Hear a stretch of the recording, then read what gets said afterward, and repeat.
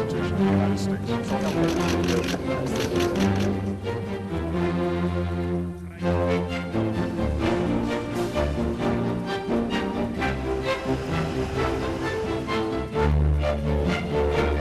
One nuclear weapon.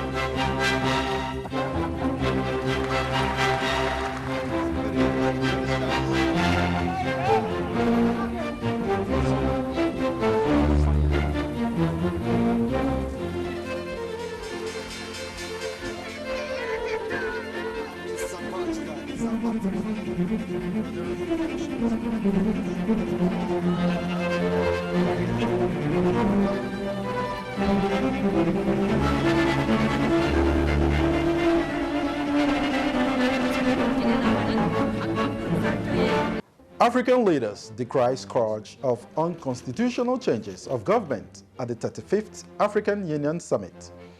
Protesters returned to the streets in Sudan over last year's military coup, plus Russia and Belarus holds joint military exercise amidst rising tensions. These are just some of the major highlights on the program this week. Do sit back as we bring you up to speed with world events in the past week. I am Abdul Salam Jibril. Welcome to Global Update.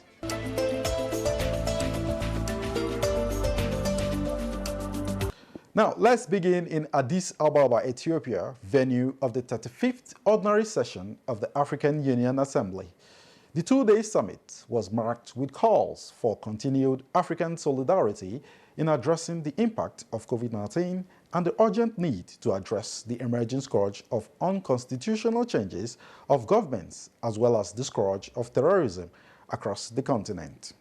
Under the theme of building resilience in nutrition on the African continent, accelerate the human capital, social and economic development, the Assembly of the African Union Heads of State and Government concluded its 35th Ordinary Session outlining African priorities for 2022 and beyond.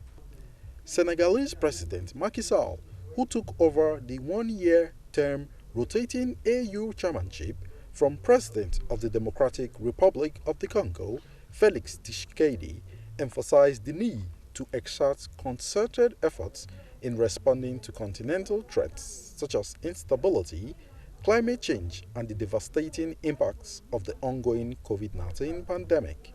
The president called for continental togetherness in achieving the major aspiration of the Continental 50-Year Development Agenda 2063. Musa Faki Mahamat, chairperson of the AU Commission, emphasized the 35th Ordinary Session was a fruitful meeting which came as the continent is facing many challenges. He emphasized that the AU strongly and unequivocally condemns the unconstitutional changes of government, as coups have been spotted in many countries, and the bloc aims to solve disputes through the body's Peace and Security Council. 4 member states of the AU have been suspended by the Council since May 2021 for such reason. We need to remember that it isn't the duty of ECOWAS and others to get into the running of a country. The running of a country is within the ambit of that constitution, within the ambit of the sovereign powers or the sovereign institutions that make up that country. Countries talk about the sovereignty of a country. So there is a limit to which any formation can get into the nitty-gritty of running a country. But what these institutions do is that they create a framework, they create a pressure mechanism to say, look, if we show that we are in disapproval, if we show that we do not accept this, if we show some sanctions, we suspend, we put travel bans, we refuse economic integration, we take some economic steps. We are beginning to tell and send warning signs and strong statements to those countries that what they are doing, we do not accept it, and it's not something we want to see. To that extent, I think we can say that what the countries, the ECOWAS and the African Union has done are important landmarks that we must also show appreciation for. But whether it goes far enough to deal with the problem on the ground is a different question. However, I think it also will become a disincentive for other people who want to join. Because when they begin to look at some of the consequences of those sanctions on the countries that have been faced with it, then you begin to see them react and think twice. Secondly, countries that face those sanctions quickly begin to look for ways to reverse and return back to democratic governance. So it's a chicken and egg situation. Which one should we be using? How do we use them? And in what forms do we use them? And how far should we go in terms of the kinds of sanctions? Unless and until these organizations start applying those rules, or for instance, maybe extend it to the point of having, making tenure, term or mandate, like presidential or prime minister position, make it limited, like 2 terms. For instance, Cabo Verde has that you cannot have, a candidate can only have 2 terms of the presidency. After that, you can only come back consecutively, 2 terms. After that, you can only come back after 5 years. I mean, 15 years is more than enough time. So they have created those things, but not just having them, but applying them. So what is happening, many people talk about democracy not working. It's not really democracy. It is the practitioners. It's the leaders. Those people now have coined them, they call them now rulers, because they are not addressing the well-being and welfare of the citizens. You have hunger, you have anger, you have, people are excluded. And that is what is happening, whether it is a religious extremism or some people just taking up arms, kidnapping, whatever, bandits.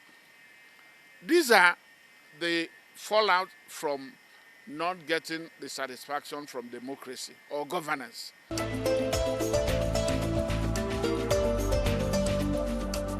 Well, we hope democracy is strengthened across Africa and put a stop to unconstitutional takeovers in the near future. To Sudan now, thousands of Sudanese took to the streets recently protesting against last year's military coup that disrupted the transition to civilian rule. Mass protests have regularly rocked the troubled Northeast African country since the October 25th military takeover, led by Army Chief Abdel Fattah al-Burhan.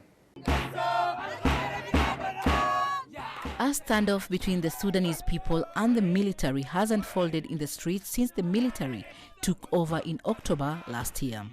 Thousands flocked to the streets again with the same call, a return to civilian rule. But security forces fired tear gas to stop them from reaching the presidential palace in the capital. The forces had earlier warned demonstrators against approaching sovereign sites in the capital. But demonstrators have vowed to continue pushing until the demands are met.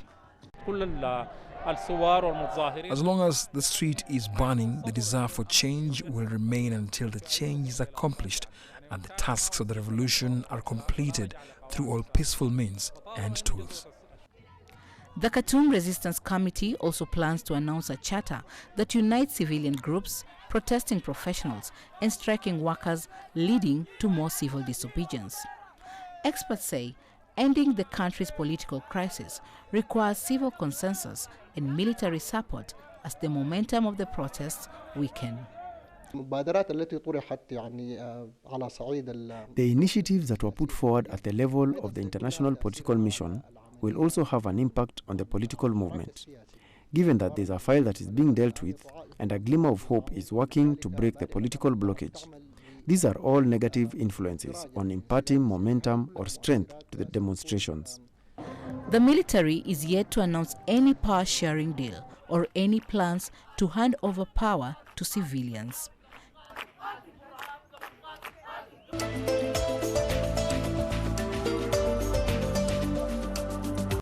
As always on the program, we shall continue to monitor the situation in Sudan and bring you updates as it unfolds. A break is up next. Not to worry, when we return, we shall beam our searchlight on the Russia-Ukraine tensions, as well as fuel crisis in some African countries. Stay with us.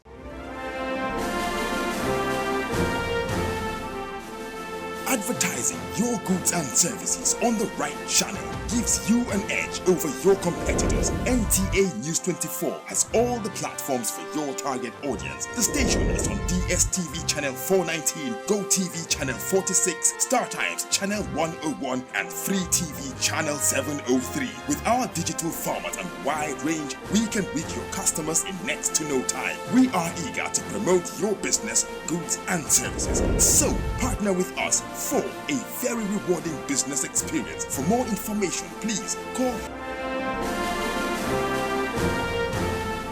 or visit our office at NTA Headquarters, Area 11, Garki, Abuja.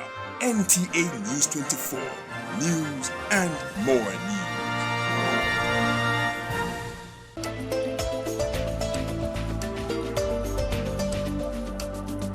Welcome back. And if you just tuned in, the program is Global Update, where we keep you informed with world events in the past week. Let's turn our attention to Somalia now, where motorists have decried the unexpected jump in fuel prices. Authorities in the country have blamed the huge demand for the products in the global market as responsible for the price hike.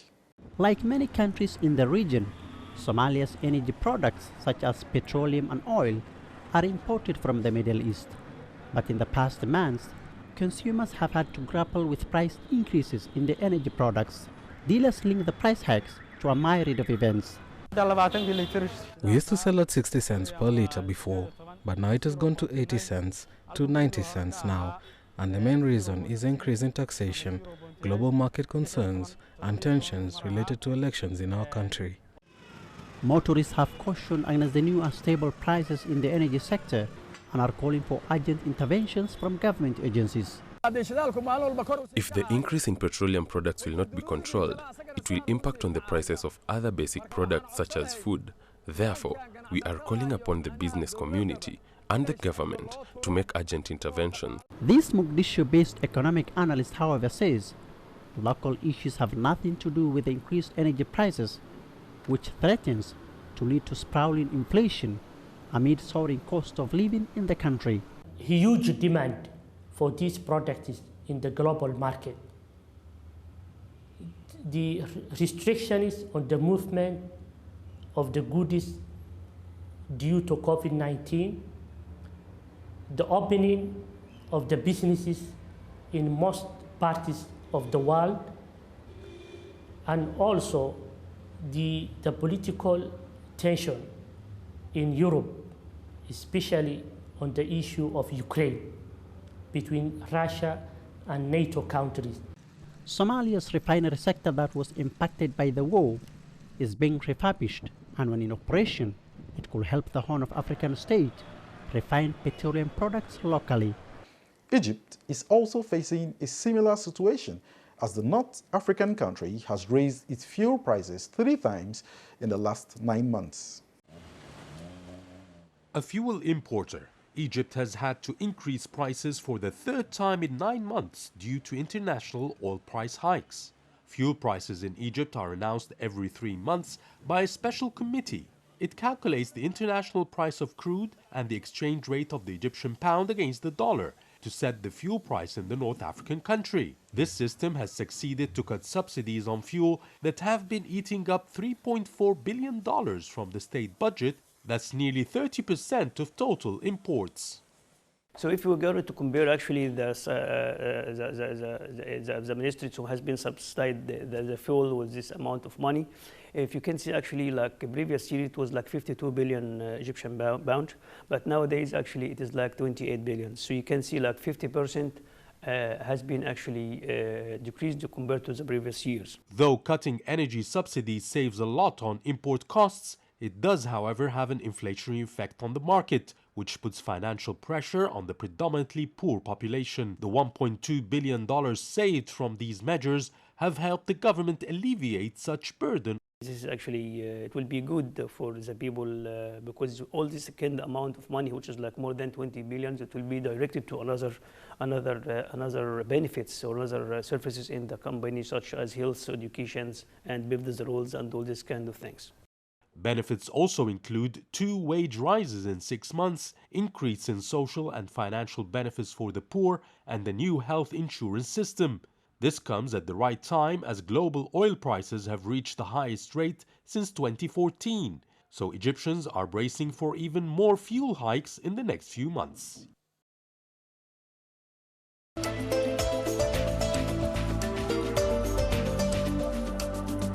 To East Africa now, where Kenya is currently fighting the scourge of power line vandalism.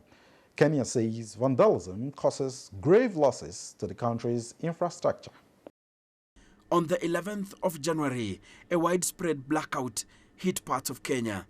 The country's power distribution company attributed the outage to the collapse of several towers in a major transmission line. Those who live near the line in the capital Nairobi pointed at vandalism as being the root cause of the destruction. Vandals go for oil inside transformers as well as copper windings and metals like aluminium and steel. For the conductors, mainly is to go and do illegal lines. When it comes to vandalism of copper windings and other like the issue of aluminium, steel, that is, those are vandalized for the purpose of being sold as scrap metals. Engineers say power transmission pylons become weak when thieves cut off parts to sell as scrap metal. When maybe the first bracing is removed because of the factor of safety, the pylon keeps standing. Then it's the second, the third, but they reach a time when now you have removed a lot more than the factor of safety can take, and then the collapse like this happens. Illegal connections of electricity and the destruction of key power infrastructure, like the pylons here, is not new in Kenya, but it is becoming so rampant that the Kenyan government is concerned. We will not allow you to destroy that which is for the growth and development of our country to benefit a few individuals' pockets. The government has already put a moratorium on the export or buying and selling of scrap metals until proper checks are put in place to ensure metals stolen from key infrastructure are not sold off as scrap metals. The first goal is to cut off the market. The next phase is to fend off vandals targeting the key power infrastructure. The Kenyan government has already ordered the eviction of people who live close to or under the transmission lines. They have been given a 30-day notice to leave. When our customers are interrupted, it affects us in that they don't see the vandal, they see Kenya Power. You saw what happened when the towers came down. Assume that the conductors were alive. How many people, how many lives would we have lost? Once the evictions are completed, the Kenya Power Company plans to seal off and secure the transmission lines. It hopes these measures will allow the safe and continuous transmission of power to the farm's customers and an end to the huge losses caused by vandalism.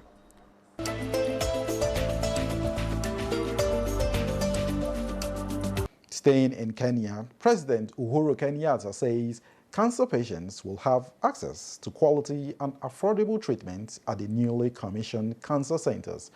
The president stated this while commissioning the Regional Cancer Treatment Center at the Coast General Teaching and Referral Hospital in Mombasa. The Coast General Teaching and Referral Hospital admits 6,500 cancer patients annually. Of this number, about 650 are new cases, while it refers about 400 cases to facilities in Nairobi and abroad due to lack of specialized cancer treatment facilities. It has been a painful and costly ordeal for most patients and their families, especially when the disease causes deaths. A new dawn has dawned at the Coast General Teaching and Referral Hospital following the commissioning of the new state-of-the-art Regional Cancer Treatment Center targeted to treat at least 12,000 patients annually. The government hopes to commission more specialized centers in Nakuru, Garissa and Nyeri as it seeks to lessen the financial burden of cancer treatment. When we talk about access to health within the dream that you gave us, the universal health coverage, this is the centerpiece of universal health coverage, access to health, affordable health, and excellent standards of health. For the first time in our history, watu wanatoka hospitali ya kibinafsi wanakuja katika hospitali ya umma. Your Excellency, I want to confirm that we are overwhelmed by the referrals that come to us from the private hospitals. Your Excellency, I also want to confirm we are overwhelmed by the kind of support we're getting from professionals, from consultants, from doctors that have specialized, from private sector wanting to practice here in our facility. While opening the new facility in Mombasa, President Uhuru Kenyatta urged Kenyans to register in mass under the National Hospital Insurance Fund scheme in order to access quality treatment at the facility. As he reiterated his commitment to upscale universal healthcare coverage across the 47 counties, the president urged medical institutions to align their curriculum to emerging technological and scientific global health trends.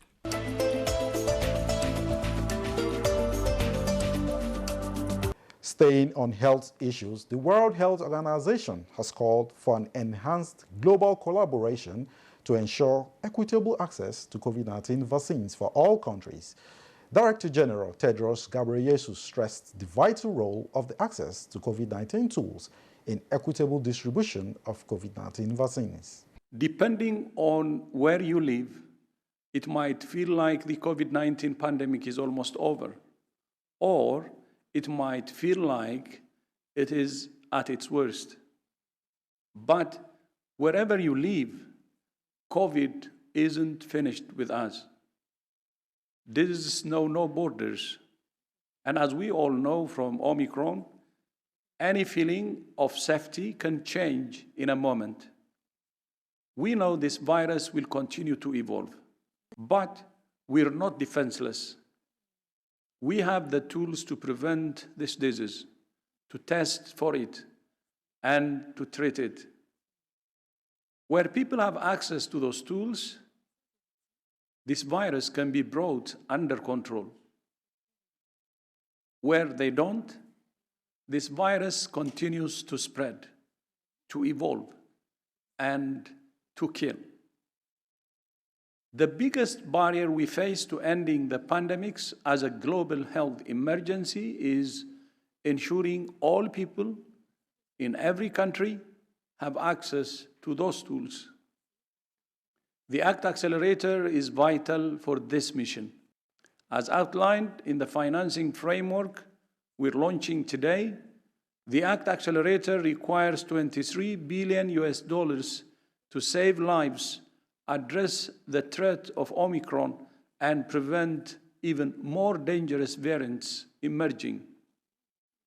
That includes an urgent financing gap of $16 billion for the ACT Accelerator itself, with the remaining $6.5 billion to be self-financed by middle-income countries supported by multilateral development banks. We call on all higher-income countries to play their part in fully funding the ACT Accelerator and ending the pandemic as a global health emergency.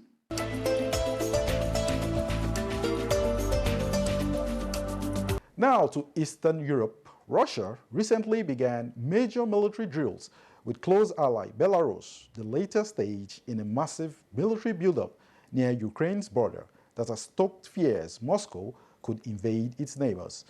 The joint exercise were expected to involve tens of thousands of troops, weapons systems, and other forces that have been gathering in Belarus close to Ukraine's northern border. Last week, Russia and Belarus began 10 days of joint military drills amid ongoing diplomatic efforts to defuse the crisis over fears that the Kremlin is planning an incursion into Ukrainian territory. The military drills, called Allied Resolve 2022, began in Belarus and will end on the 20th of February, the Russian Ministry of Defense have announced. Russia is also planning naval exercises that would block off large parts of the Black Sea and Sea of Azov, raising protests from Ukraine that commercial shipping routes would be choked. The Kremlin has denied that shipping routes will be blocked. Moscow's deployment into Belarus is believed to be its biggest there since the Cold War, with an expected 30,000 combat troop, special operation forces, fighter jets, including Iskander dual-capable missiles and S-400 air defense systems. The United States have also expressed concerns about the buildup of Russian troops in Belarus, a close ally of Russia.